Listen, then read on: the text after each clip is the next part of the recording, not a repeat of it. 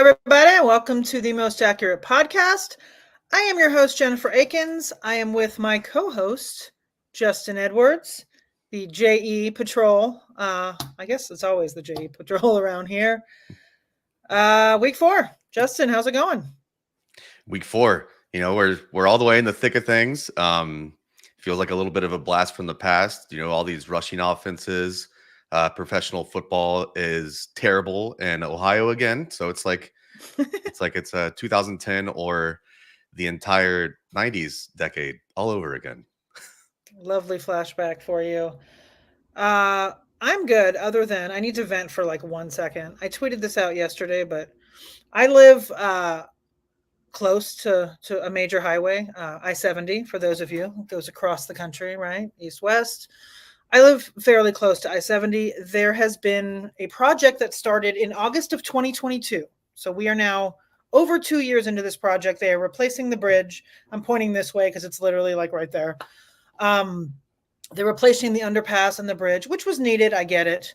It was supposed to be 2 years. The new date is now February of 2025, but I am being slowly waterboarded with the noise of construction vehicles backing up all day, every day. Yeah. Beep, beep. I mean, in my brain, I can't get away from it. I hate it. I know the feeling. We had some like apartment complexes built up out of nowhere here, like last summer and the summer before that. And it was just like, are you even back? Where are you backing up to? How have you been backing up for an hour and a half? Yeah, it's all day, every day. And at this exact moment, they're replacing a street light right next to me. So there's a vehicle doing that right now, right outside my house. So I'm sorry to those of you that can hear it. This is going to haunt me forever. The beep, beep. And then you have like the random Amazon trucks that show up and do that right in front of the house too. And you're like, oh my God. Anyway, let's get to the actual show, because I'm sure all of you don't want to hear about my woes, but it is extremely annoying. Let's first get to a recap of last week. Week 3. The guys that we mentioned on the show.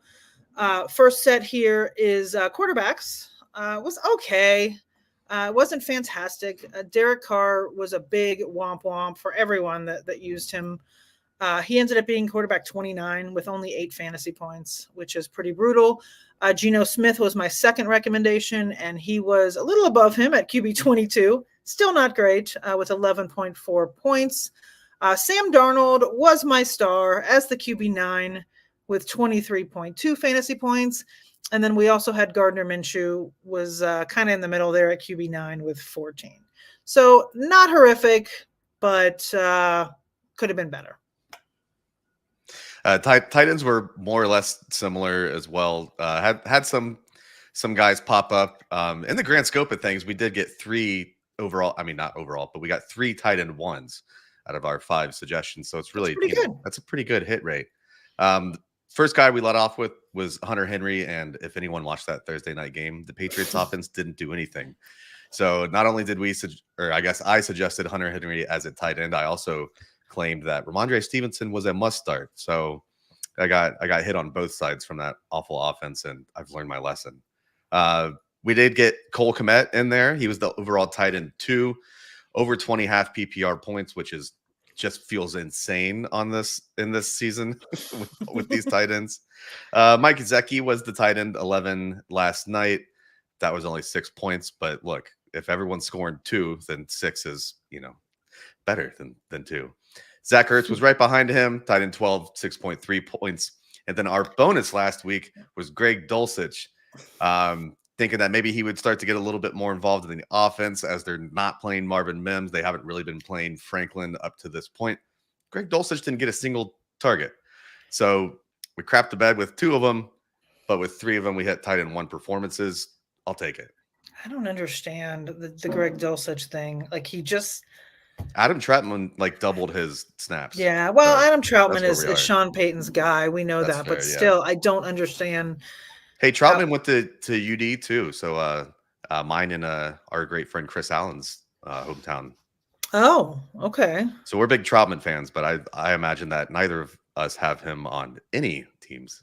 No, I may have a little Troutman in best ball, to be honest with you. Okay, all right, yeah. I don't know though, but I think I I think I probably sprinkled him in a bit. All right, 2 kickers. Let's go to that.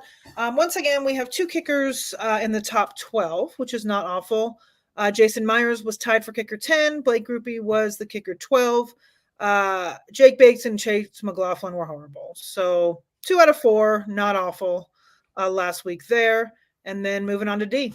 Yeah, defense was boom or bust last week, which is fine. You know, if you start a defense and they score you no points, it's not a big deal. But we did have the literal 32nd ranked defensive special teams last night as Jaden Daniels tore apart the Cincinnati Bengals offense. One of the greatest rookie performances of all time. His completion percentage was like 92%. The Bengals were the worst possible defense to start last week. The Bucs were pretty close to that. They scored 2 points. They were the 25th defense, but we nailed the Packers, who nailed Will Levis. They scored 21 points. They were the overall number 1 defense. And we had the Colts, who scored 11 points, which is pretty hefty for a defense, and they still only became the 8th defense. So we got the 1st and the 8th, but we also had the 25th and the negative scoring 32nd defense. So it was all over the place. Take the good with the bad, Justin. Right. That's what the streaming life is all about, right? All right, let's move on to our weird sport of the week. I've been kind of sifting through this one all summer when I go to make my weird sports of the week, and I finally was like, screw it. I'm just going to finally do it because it's so weird and it's so like baffling. And I don't know how it's even considered a sport, but it is.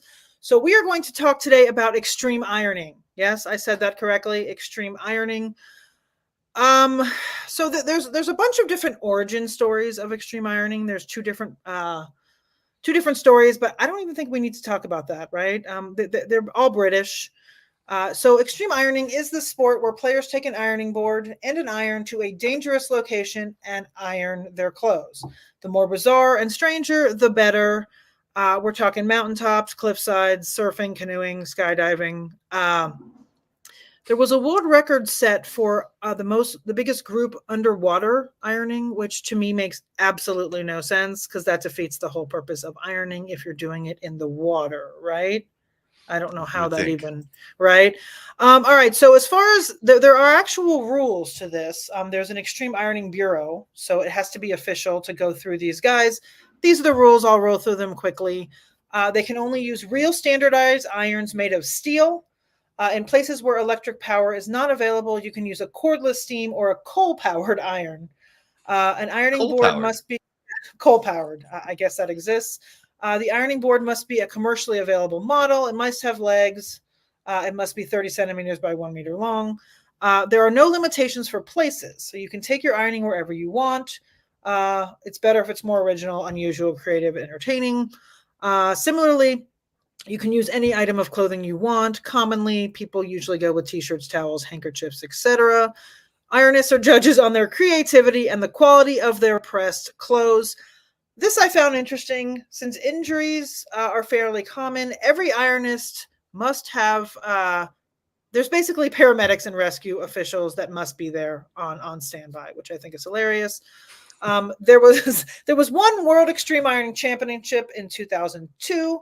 It was held in Bavaria Valley in Munich, Germany. There were a total of 12 teams from 10 different countries. 5 categories. There's urban, water, forest, Lauda, and freestyle. So there you go. There were some winners from Great Britain. Americans, as you can guess, I guess, are not involved in this, which, I don't know if you have anything to say about this. I think it's super weird. I don't understand, like, A, why, B, why, and C, why. I probably iron a shirt like once a year, maybe. That might be pushing it. So I don't think I've ever considered doing it, on the side of a mountain. Extreme wise. I honestly don't think I've ironed. Once I discovered a steamer, like, there's no need to iron. I have a steamer. You just, and honestly, even then it's once a year, maybe, just like you. So, but there are certain people that love a pressed shirt and they're all about it. So those of you that enjoy ironing and also enjoy the great outdoors, I guess we've got something for you. Extreme ironing. Extreme ironing. No? All right, let's move on to some streamers here. Yeah. Should we take a question? Let's take Tom's question first, and then we'll get into the. Hi, Tom. Hey, guys. When you get to QB, okay.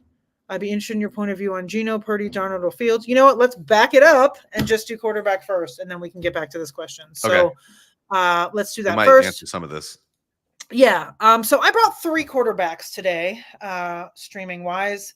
I would say 3 names that I would have laughed at 2 months ago if you said that these were the streamers of the week. But here we are. My first. Can you guys hear that? Oh my god! It's very faint. You're good. There is a backhoe thing literally in my driveway right now. Okay, Sam Darnold is my first guy. He is playing on the road in Green Bay. I'm in a nice little NFC North clash there. He is 30% rostered right now. He does have a bone bruise on his knee, but he should be fine. Right now, Sam Darnold is leading the league in touchdowns with 8, and he only has 2 interceptions. Despite he had no Jordan Addison for 2 weeks and no T.J. Hawkinson at all. Green Bay is 14th in quarterback adjusted fantasy points allowed this season, so they're kind of in the middle of the pack. Maybe not the perfect matchup, as we saw.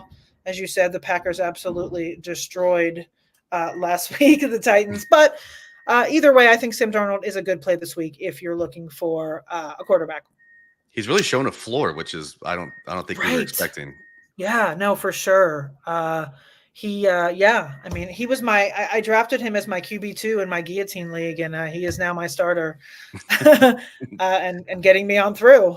So, yeah, I mean, the second quarterback for streaming this week is Daniel Jones at home against Dallas. He is 6% rostered. Daniel Jones started out rough in week 1, but he's the quarterback 10, not overall, but in weeks 2 and 3, he was the quarterback 10. He's got a Thursday night rivalry game against Dallas at home. And Dallas right now is 21st in quarterback adjusted fantasy points allowed. They're allowing 17.4 quarterback points to the quarterback each week. So, I mean, it's still Daniel Jones, of course, but he and Malik Neighbors are showing clear chemistry here. And I think it's going to be a decent matchup. So if you need him, he's there in 94% of rosters. So I like Jones. And he's back to using his legs too. Yeah, exactly. His knee is seems to be healed, and that's as long as he doesn't get grabbed by the turf there, he's usually all right for some. He's never going to let that one die. No, of course not. Why would he? I mean, come on, right? There's certain things we don't forget: the butt fumble, him just randomly falling. It's just that Exactly. Also, that weird Colts play that they remember that play, that random. Oh, that fumble. Yes, the punt thing. Pat Doherty brought that up recently out of I just hadn't thought about that in years, and I was like, oh wow, that was that. Yeah. Anyway, the third quarterback that I brought for streaming this week is the Red Rifle, Andy Dalton. He is at home against your Cincinnati Bengals. He's only 5% rostered. He had 319 yards and 3 touchdowns last week, coming off the couch, pretty much. Yeah. He had no picks. We got a revenge game against the Bengals.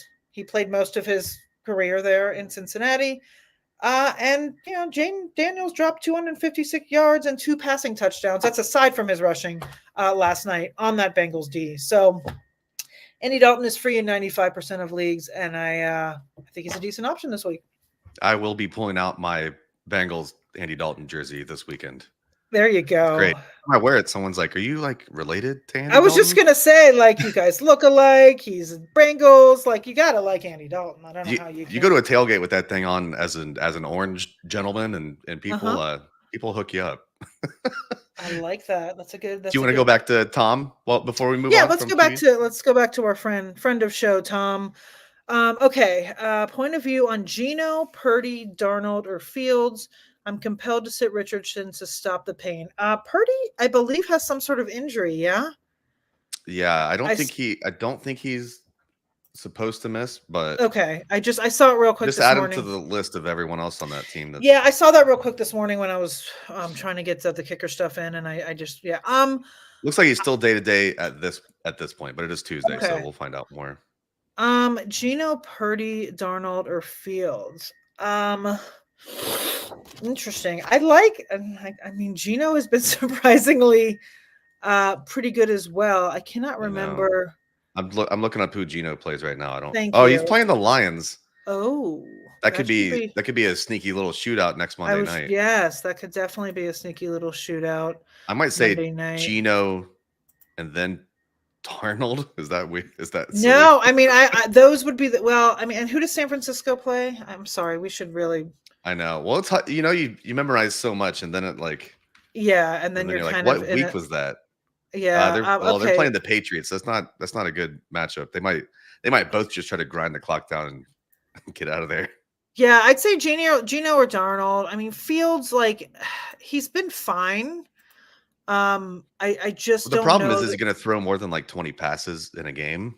So Yeah, I his mean, they're. ceiling's compromised. I mean, he's playing the Colts, Oh yeah, which is pretty soft. So it's not a horrible matchup for Fields. But like you said, I think trust more. As far as a fantasy perspective, I would probably trust Gino or Darnold there. okay. Do you want to do a couple more before Sure, move on? sure. We got a few in here. Yeah, go for it. Okay, Alberto Herrero. Hey guys, should I trade Tyreek or should I hold out and look over the waiver wire? I mean, Tyreek was invisible last week. I know. This is the I feel like thing, right? this is a sell low. What if I mean I kind of personally hope that Tua doesn't come back just from a I'm tired of seeing him laying on the ground, but No, I if he agree, does but come back, you know, this is the thing. There's an interesting wrinkle, and that's Tyler Huntley, right? I mean, he. I mean, he's there. He's on their practice squad at the moment. He's getting he's getting up to speed, right? So I feel like oh my God, this is so loud. I'm sorry. you would think he is going to end up getting this start. I mean, I don't Right? know. Skyler got wrecked Yeah, last week, well, he's so they done. might He's just got. see Yeah, what's going on. I saw an article this morning in the Miami Herald that their beat writer is like, yeah, there's no way that guy's going to play this week based on the way he looked his chest. Like he's not. So I think, I mean, we're looking at Tim Boyle.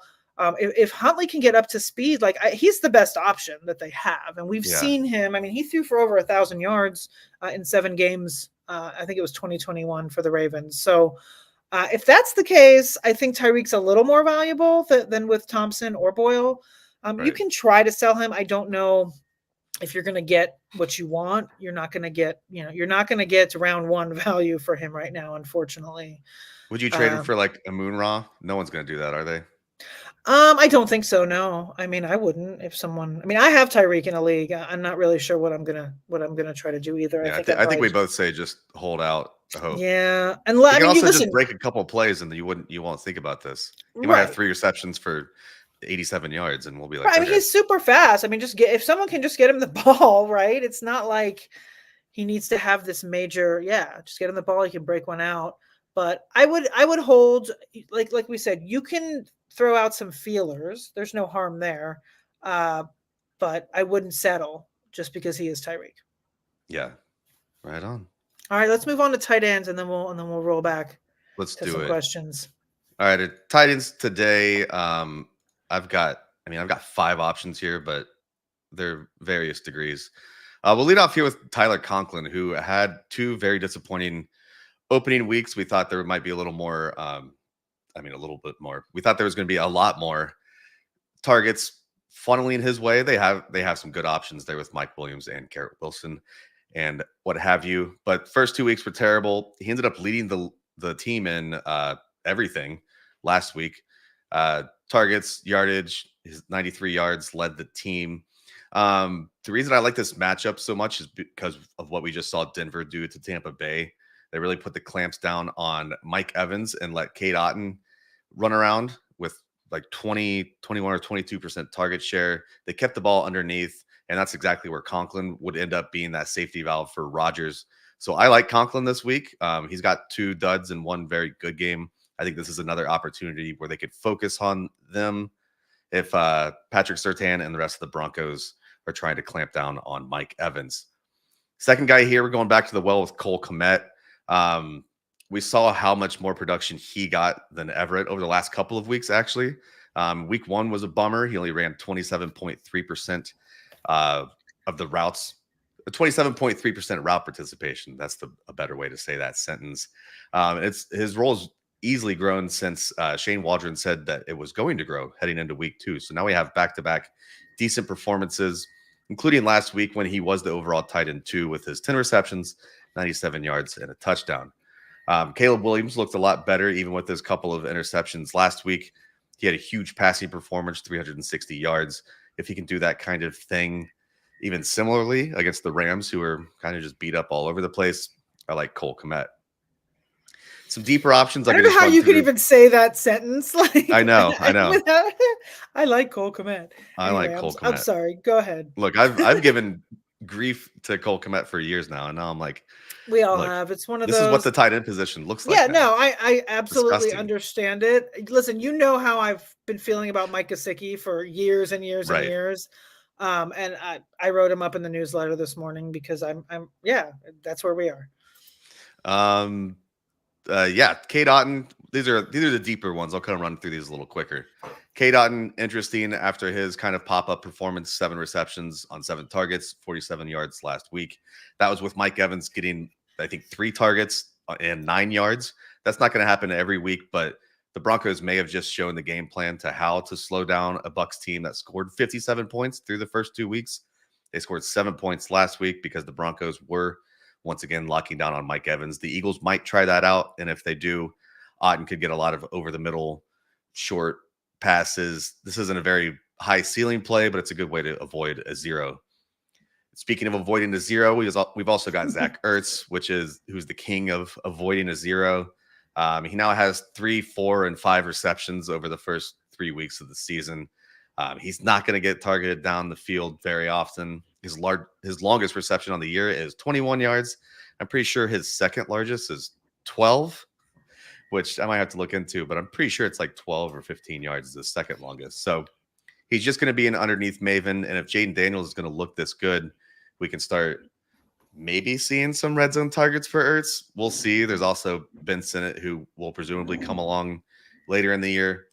But at least for now, we get an Ertz kind of revenge game against the Cardinals. I mean, does that count? If you're 34 years old, do you still have revenge games? They all count. I don't care if it's 10 years later. They all count for me. Listen, I think – I'm sorry. Go ahead. No, I was just going to say Ertz – I feel like, we're seeing a floor at least. And at the tight end position, that's what we need. I mean, you just don't want a goose egg at this point. If you can get 3-4 points, I mean, it's sad to say that that's where our floor is as far as our expectations. But I know. That's where we are. I mean, I got to, Andrews put up a big fat 0 for a lot of people. Oh, so if you can get a 3 or 4 from Ertz, you're loving life. Yeah. Well, one deeper one, if you're in a league that all these guys are hoarding tight ends, there's all of these tight ends on, there's 3 per team or whatever. I've got Tucker Kraft. He hasn't come out really guns a-blazing, but he presumably gets Jordan Love back. The Vikings ranked 28th in adjusted fantasy points allowed to the position through 3 weeks, and they have allowed the 6th highest mark at 0.64 EPA per attempt when targeting tight ends. So there's my 10%, let's say 15, 20% of the tight end roster. I like Kraft. I actually put Kraft in my stash article that came out this morning. Oh, nice. Due to the fact that Love is coming back and they clearly have a rapport, and he's gotten the usage where he has passed Musgrave. Like he's going to be the tight end one, I believe. So with Love, I think he's a guy that might ascend to the tight end 1 universe, which isn't very hard to do right now. Yeah, right. All right, let's take a few questions before we get to kicker. Where do we leave off here? Michael, hi Jen, Justin, thank you for this podcast. I need to start 2 out of Shaheed, Thomas Jr., Dell, Naylor. I'm probably thinking Brian Thomas and take Dell. I think Shaheed bounces back, but that was pretty upsetting. Although he did drop that ball, that was absolutely a touchdown, which would have been pretty nice. Yeah, I mean, I will say this: the Saints are playing in Atlanta, and that's always kind of a fun game. Yeah. So that might be a little shootouty. So I don't hate Shaheed, and man, Thomas. Jacksonville looked absolutely horrendous. I mean, I kind of switched to the other game after I kind of saw what was going on there. And if Addison doesn't play, I don't really hate Naylor either. That's a tough decision. Yeah, So you say Thomas and Dell straight up, no I think so. thinking. I think so. I may go with the other two. So that's fun, Michael. Enjoy that. Right. Yeah. I guess I'll say Thomas and Dell are probably my picks because they have what I presume is a higher ceiling. But yeah, if you're going for upside, but then the thing is, Shaheed, like if he would have caught that I one, know. and Right. he's had long touchdowns in the first two games and almost a third. Right. But yeah, if you want kind of, I guess Thomas Jr. and Dell are safer. Shaheed, you're going to need that big play, and Naylor, if there's no Addison, I like him, but I think Naylor has scored a touchdown in all three games, correct? So Yeah, I think so. yeah. So I'm sorry, we don't have a fantastic answer for you, but there you go. Well, you have another question. Let's see if we can do better here. Need two quarterbacks, dynasty PPR 12 team: Richardson, Goff, Dalton. Justin, you are the resident dynasty person out of the two of us, so I'm going to let you take this one. Right. I like Dalton, and I think with the floor that Dalton gives you, it might be worth running out Richardson for kind of his ceiling. That way, if Richardson kind of craps the bed again, you have Dalton there and he'll score you the requisite 12 to 15 points. I would probably start Dalton and Richardson, and just hope that Richardson gets it together or runs for 80 yards, which would also be just fine by me. Right. Okay. There's your answer there, Michael. Yeah. Hopefully the second one was a little better for you because it was more definitive. Okay, Chaiwan 1, Jennings or Rome. I'm assuming Juwan Jennings and Roma Dunze is the question here. Yeah, Roma Dunze, hands down. Am I thinking of the wrong? Oh, Juwan Jennings. I was thinking of Juwan Johnson. I'm like, wait, what? Yeah, no. Juwan Jennings. Yeah. Like, why is this even a question? We need to wait and see if Deebo For Samuel and or Kittle are coming back. If neither one of them are there, I would go Jennings over Roma Dunze. And Keenan Allen missed last week too, so there's injuries all over these. Yeah, true. But and if Purdy doesn't play, which it looks like he will, so yeah. I think for me, he's saying for this week. So yeah, I lean Jennings. Yeah, this week. I lean Jennings. If for some reason Deebo and Kittle are back, then it's Rome. But I don't. Yeah. Deebo, I think, is going to be out one more week, but that's not definitive. So, yeah, all right, agreed. Tom, you have Metcalf, so yeah, you've got a good stack there with Geno. Back to your prior question, right? Mark Folkman, I still don't trust Christian Kirk and the Jags. Drop Kirk for Yoshivas. Bad idea. Full PPR. What a question. What a year. What a year it's already been. It has. Oh man, you would think that T. Higgins' role will continue to grow. This was his first week back. I'd rather have Christian Kirk. I can say that with certainty, but I understand where your head's at, and I wouldn't call foul if you did it. I just think Yoshivas might be like the wide receiver. He might be back in that wide receiver 3-4 rotation moving forward, and that includes Jermaine Burton and some like Charlie Jones and other. They have like 12 wide receivers, but yeah, I wouldn't do it, but I get why you want to, and maybe you should see if you can move Christian Kirk. Yeah, there are definitely some wide receiver needy teams out there. So maybe you can move him if you just can't stomach him. Because I get that. I mean, there's players that in theory you should have and you should start and you shouldn't drop. If you're super disgusted and just don't want to deal with him, then yeah, just it's one of those things you just got to rip off the Band-Aid, drop him, and then pick up whoever you want, whether it's Yoshibas or not, and just move forward and not look back. right. But in theory, you should keep him over Yoshibas. All right. All right, let's do one more before we get to kicker here. Okay. Jesse Driscoll. I have Cup and Puka on IR. Hold both.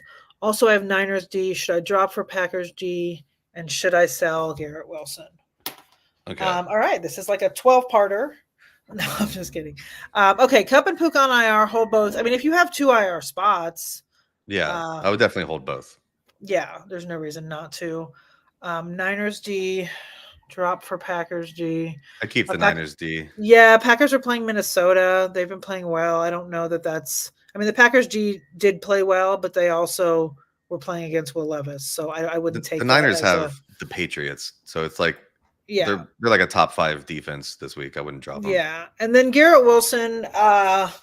I mean, in a vacuum, I don't know. It just depends on what you need, what you have, that kind of thing.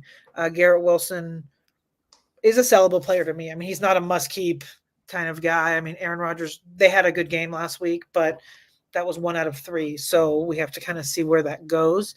But if you feel like you need running back help and somebody else, if it's going to suit you, then why not? Right. You with me, Agreed. Justin? Yeah, Okay. 100%. All right, let's table those questions for a minute and get into the kicker segment, because I'm sure you're all dying to get to that. We're going to go with the kicker of the week for me is Matt Prater. He is at home against Washington. He is only 10% rostered. Matt Prater is perfect on the season, folks. He is 6 for 6 on field goals, 8 for 8 on extra points. He hasn't missed a thing.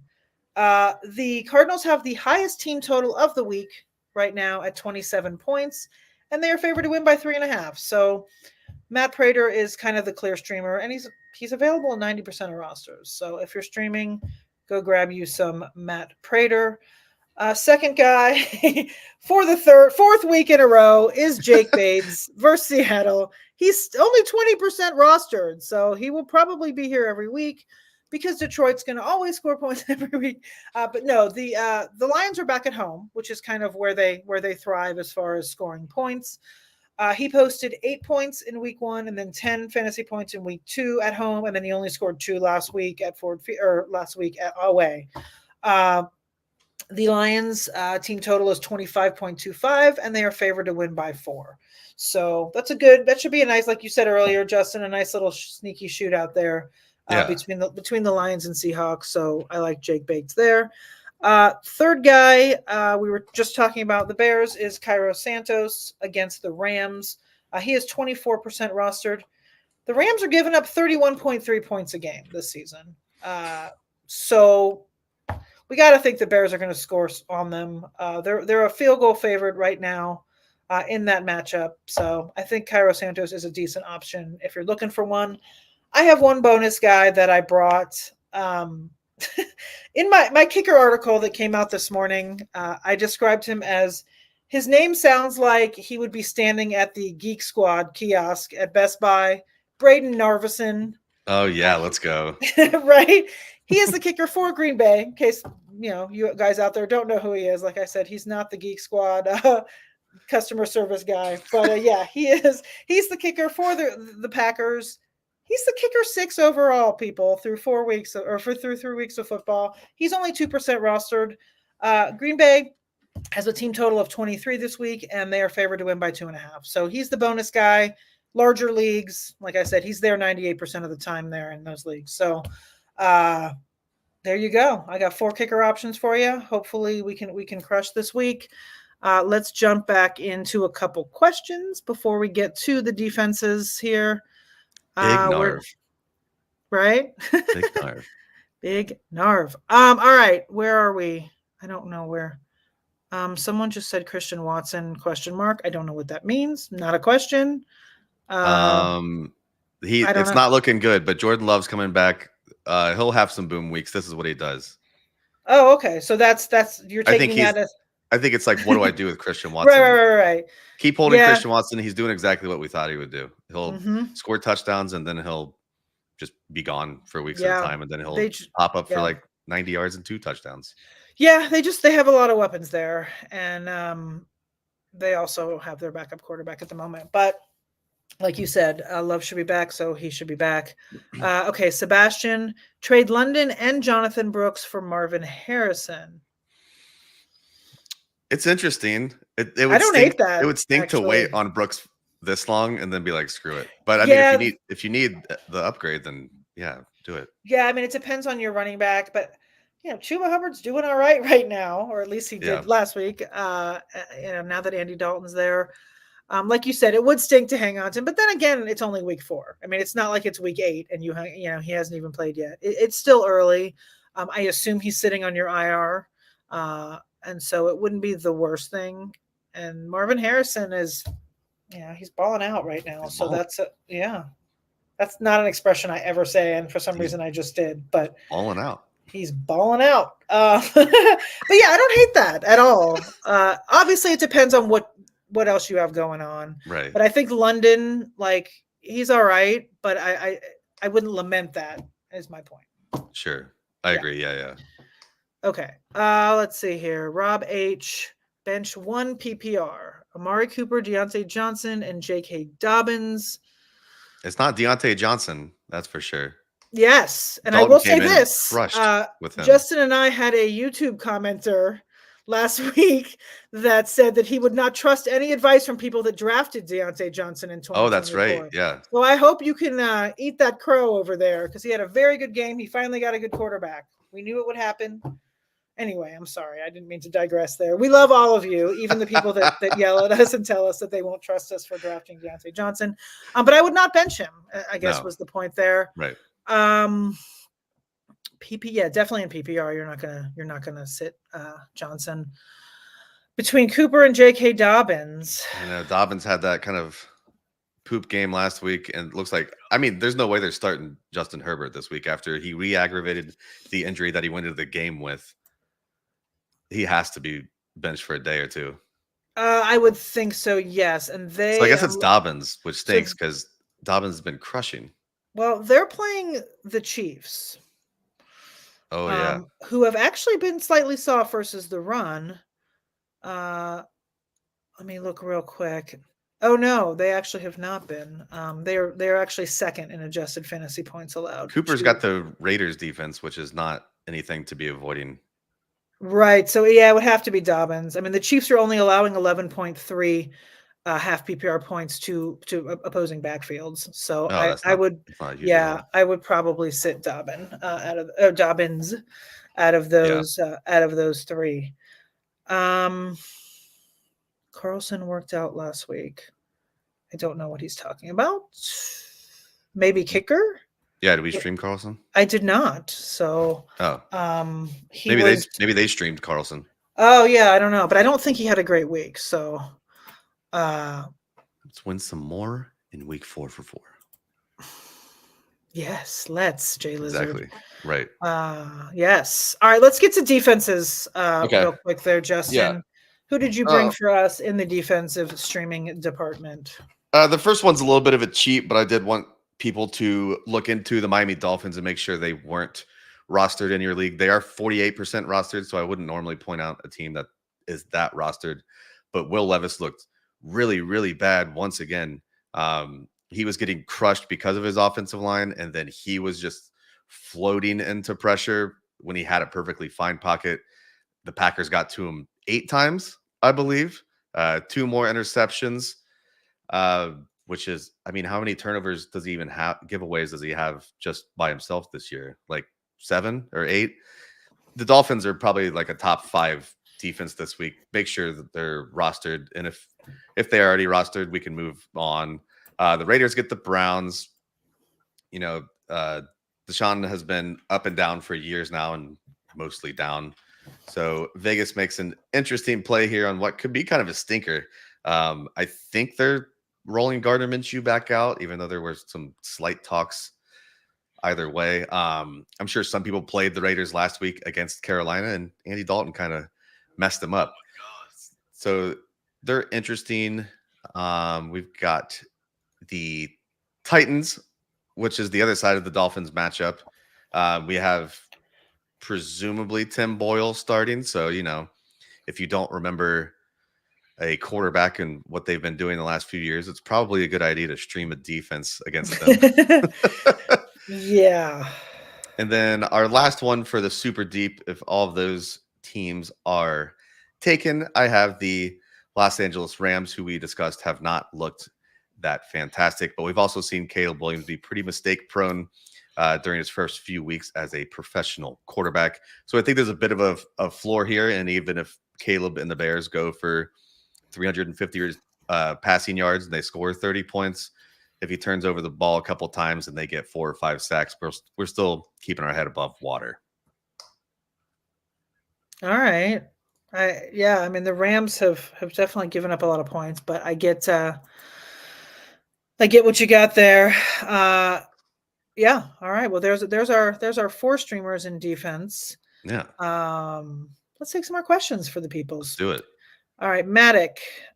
Drop Corum for Daniel Jones, Dalton or Watson. Anthony Richardson plays Pittsburgh.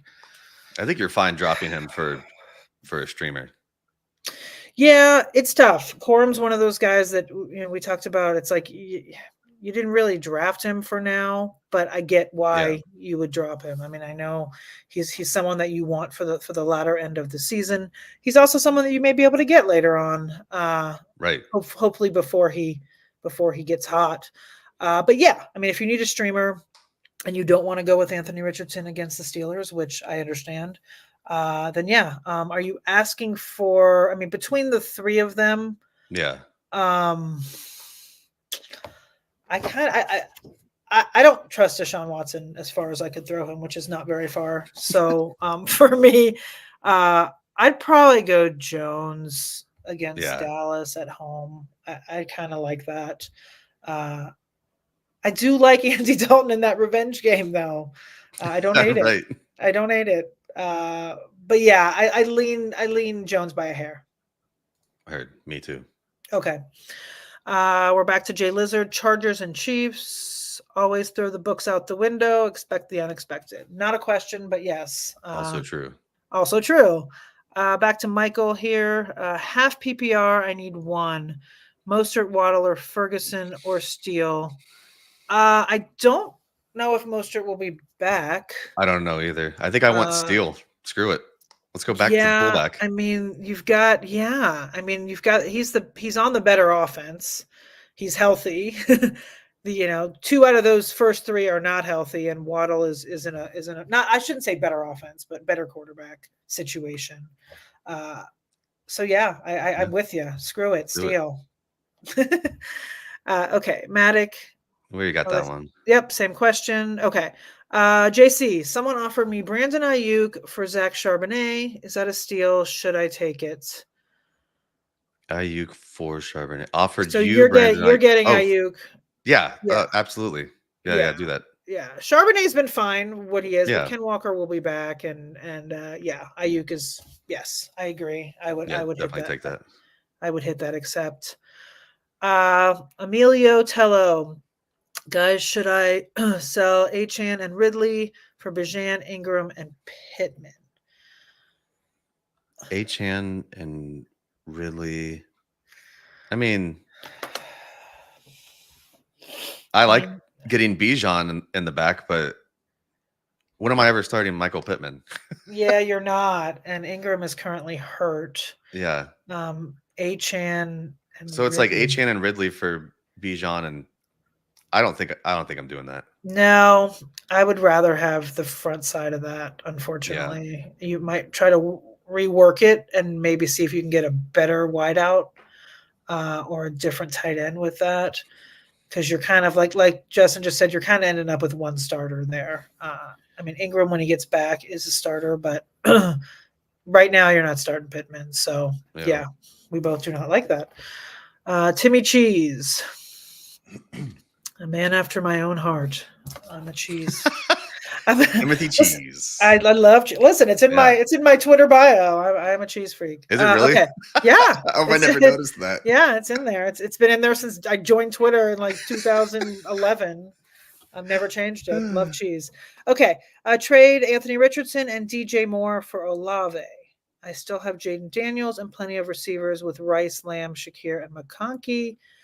Yeah. I mean, I'm not the biggest Olave person, but I mean, you're not going to use A-Rich as long as Jaden Daniels is out there. No, you're not. And as far as DJ Moore, I mean, I feel like, DJ Moore and Olave, they're kind of the same Dare I say that? I mean, They're similar. Yeah. I mean, not like in there. I just mean as far as like what you're getting fantasy Oh, right. wise. Yeah. So, um, for me, you might want to aim a little higher than Olave if possible. I don't know who they have, but I feel like you're giving up. Well, then again, it doesn't really matter because you're not going to use Richardson if you have Daniels anyway. So you're getting a small bump in receiver. If you're cool with that, then I'm cool with that. It's one of those situations where it might actually help both teams, which Yeah, is nice from time to time. right. It's like we're always looking for the like, okay, how do you screw someone over? But this one might Right. actually be all right because, yeah. Yeah. Macintosh fam, who'd be taking Tua and Skylar Thompson's place in Miami in week 4. It's either going to be Tim Boyle or Tyler Huntley. We Yeah. talked about this a little bit earlier. If Tyler Huntley can get up to speed, I would think he would earn the job over Tim Boyle. And like we said, he's actually shown some promise in the past with the Ravens. So if he does get Yeah. that job, I feel like I mean, they're not going to get a bump to their normal self, but I feel like you can feel a little bit better about Hill and Waddle, Jonnu Smith, like in that situation. If Tyler Huntley does end up in the mix there, it might not be till week 5, but we'll see. Snoop runs around too, if I recall. Yeah, so, I mean, like he's going to be actually a streamer to like keep our eyes on. Yeah, I think once again he was another one that was out in my stash article this morning. I threw him in there just in case. If you're hurting at quarterback, just grab him now before he blows up. But people that are, quarterback hungry are going to be looking, especially in super flex leagues. Like if you're in one of those, I'd grab him now. Okay, let's see. Jay Lizard, I'm having pipe dreams about Anthony Richardson and Jonathan Taylor gelling, higher ceiling than Derek and Lamar. Yeah, I mean, you can pipe dream away, but Anthony Richardson does not look very good. Derrick Henry's going to score 23 touchdowns. Yeah. So. Yeah, he is. And Anthony Richardson had like one good throw in week 1, and he's just not, I don't know what happened to him. He's turning into a pumpkin of sorts. All right, Raman Singh, with the Sam Laporta injury, I'm looking to pick a tight end off waivers. My bench is Tony Pollard, Jamison Williams, Dowdle, Braylon, Bucky, Purdy, Sharbs, and Gibson. Who do I drop and pick up? Justin, I'm going to let you talk. You're the tight end expert here at 4 for 4. What do you think? I'm not dropping Pollard or JMO. I like Braylon as a stash. Braylon and Bucky Irving are kind of similar. Like you don't maybe need to have both, but I sit here as someone who actually has both on the team right now. I mean, I'd rather probably just drop Dowdle and pick up one of the guys we talked about, which would be, you could mess with Cole Kmet. I like Tyler Conklin this week. It's not necessarily like a stream and hold situation. It might be, but I don't love Conklin for the rest of the season. I don't think he's like a top 10 tight end, but I like this specific matchup. So Conklin, Kmet, those are interesting guys. If you're looking for literally someone who's just not going to give you a 0, I think Zach Ertz is a good guy. So if like the rest of your lineup is stacked, you don't want to go after Conklin or Kmet, you could just grab Zach Ertz and move on with your 5 to 7 fantasy points a week, and let the rest of your lineup take the brunt. Yeah, and I think Dowdle's a good call there. I mean, I don't know that he's ever going to be what we wanted him to be. Yeah, it is a small sample. We're only 3 weeks in, but the rest of those guys, I think, have more upside for the rest of the season. And he added down below, I should say he or she, that they have Ramondre, which is why they have Gibson. Oh, okay. So got it. Okay. Yeah, and Gibson's been all right. I would hang on to him as well. Okay, Mr. Trace Cerro Cinco. Baker let me down last week. Should I roll with him this week or look elsewhere in the waivers? I can't remember who they're playing this week. They're playing the Eagles. I think I might roll with him unless would you rather have Baker against the Eagles, or I mean, you'd probably rather have Dalton against the Bengals, wouldn't you? Possibly, but I mean, Baker I think should be fine against the Eagles. They've been pretty porous. I think that should be a fine matchup. That matchup with the Broncos just didn't work out for him. But it's I think he's going to bounce back and be just fine. If you're worried about it though, I'd go with like Darnold, Jones, or Dalton. Those are the 3 that I mentioned there, and I think that those guys will be fine if you're concerned about Baker. But if you want to just stand put with your roster and not mess with anything, I think you should be fine. Yeah. Okay. All right. Did we I do don't it? Yeah, I was going to read that last question, but I don't really understand it. An easier LOL and Scott Fishbowl 203, McLeod or Irving? Oh, you're saying pick. Oh, okay. Oh, an easier question. I see. So Ray, Irving, or White. Rashad White to start. Man, I really think Bucky is about to flip over Rashad in usage. I agree. He's definitely been more efficient. White's been doing this for 2 years now. It's like not a small sample size anymore. Yeah. He averages about 3.1 yards per carry. This is some plotting stuff. Yeah, I mean, I don't know about Ray McLeod. I don't know if he gets a start, but yeah. I mean, you could just roll. Man, rolling out the whole backfield. Ugh. That's super gross. Yeah, it's super gross, but that might be what you have to do. I think Irving is a start though, and I think White will still be used in the passing game. I just don't know that. Like you said, I think Irving is going to take over eventually. He could take over and just be the lead back, or it could be an even grosser committee, which would not be great for anybody. What did McLeod even do last week? I forgot. Yeah, I don't know because it was all. Oh, he went 2 for 17.